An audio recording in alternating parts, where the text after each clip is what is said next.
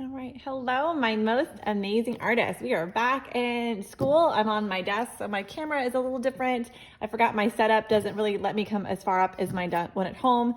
So you might not be able to see my whole paper in the frame, but I'll try my best to remember to move it over. So today we're learning about a new artist named Ted Harrison. He is a Canadian, or he was a Canadian artist who lived at the Upper Peninsula of Canada in the Yukon, which is right next to Alaska and really close to the Arctic Circle. So it's really, really cold up there. And he was fascinated with the landscapes and the skies and all the different northern lights you could see. So we are going to be inspired by his painting. So if you watch the video about Ted Harrison and then you looked at the ABC book, you might understand that his art was kind of very simple. And I really like that. We know a lot about lines. So we're taking a little break from animals and we're going to go to a landscape. I told you a landscape has a couple parts, and we'll really talk about this in third grade, but in second grade, I want you to know what a horizon line is. We know a horizontal line goes straight across. A horizon line is where the sky and the land meet and form a line. And sometimes it's a straight line, but sometimes it's really wavy or wiggly depending if it's mountains or water when it hits. Because remember, water is a type of land, so is mountains. So we want to create our own Ted Harrison style landscape, and his lines are very curvy and wiggly and not super straight. So we're going to be inspired by that.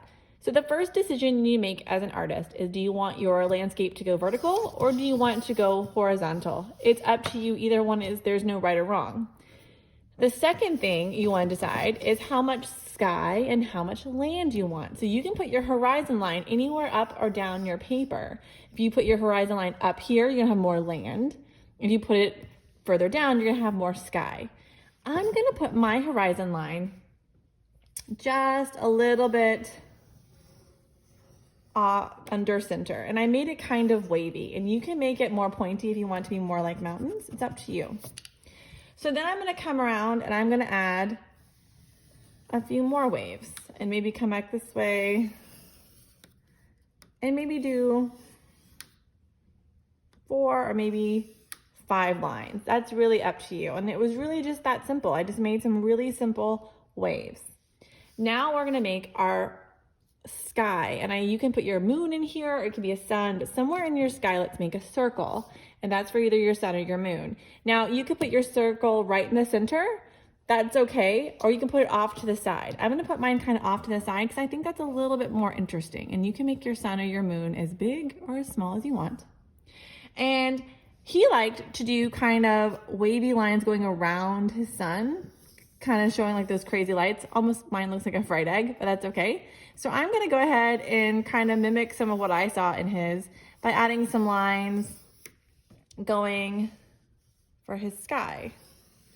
Now, right now, it's kind of hard to tell which is sky and which is ground because they're all very similar, and that's okay. Once we start coloring these, you decide as the artist where the sky and the ground meet.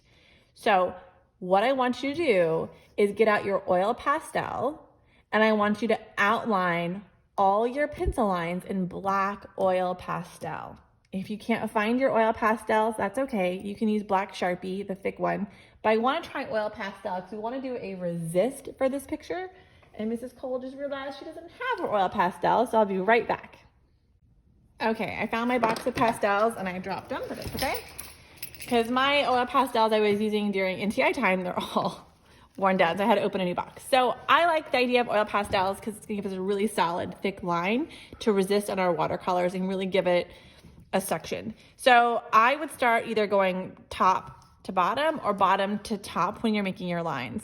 If you are a smearer, you don't want to smear. So I'm gonna start at the top and I'm just gonna outline as best I can those lines in black oil pastel. And this is where if you don't like one of the lines you did, you can always change your mind.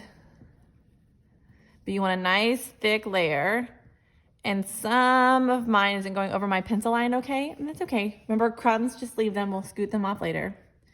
So I'm just gonna go over my lines, and some areas might be a little thicker because I'm having a hard time seeing what I'm doing over my hand and the camera. So hopefully yours is a little bit neater than mine. Ted Harrison liked really thick outlines. Mrs. Cole loves a good outline. So if some areas are a little thicker in the outline than others, that's okay. And if you have some pencil showing, we'll take care of that later. So I'm actually start going this way. So just go over all your pencil lines with the black oil pastel. And that's as far as we're gonna get today in class. Then we'll talk about how we're gonna add color to this because Ted Harrison loved his colors on Wednesday. So go ahead and outline all your lines. Trying to be nice. Your oil pastel should feel nice and creamy when you're done, so you might have to go over it a couple times. And you might need something to wipe your hands when you're done too. So keep outlining and then take a picture of it and put it on our Google Classroom assignment. And this is due by Wednesday. So I know this is a pretty quick turnaround, but you need this step done before you go to Wednesday's assignment. So if you're not able to get this done on Wednesday, that's okay. Just you need to have this step done before you get Wednesday's assignment too. So if you want to do this all together in one day or piece it out, that's up to you. I'm gonna say this isn't due till Friday on Google Classroom, but just know you need to have this step done before the next step on tomorrow for Wednesday comes out, because they're both due on Friday.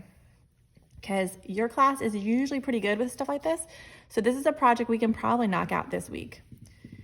So I'm gonna just finish my outline. Okay, so there's our Ted Harrison inspired outline. If you have a couple crumbs, you can take it and kind of knock it into the garbage can. And then if you have a couple pencil lines, you can carefully take your eraser and try to get rid of it too. So clean up your hands, take a picture, and I will see you again tomorrow. Bye, my most amazing artists.